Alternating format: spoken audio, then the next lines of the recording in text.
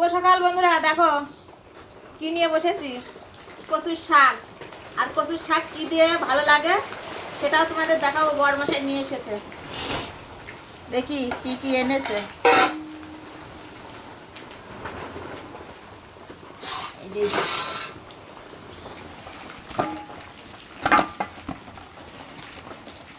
কি মাছ এগুলো মা? এগুলো সরপুঁটি মাছ, দেখেছো কত বড় বড় সরপুঁটি গুলো, আর কি বড় বড় মোটা মোটা।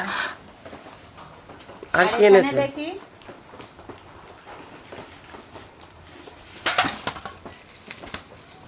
ইলিশ মাছ তো এটা, না এটা তো ইলিশ মাছ। ওই জন্যই তো আমার সকালে কচুর শাক তুলতে বলেছে। আর কি এনেছে? আর এই যে বেগুন, লঙ্কা, এই যে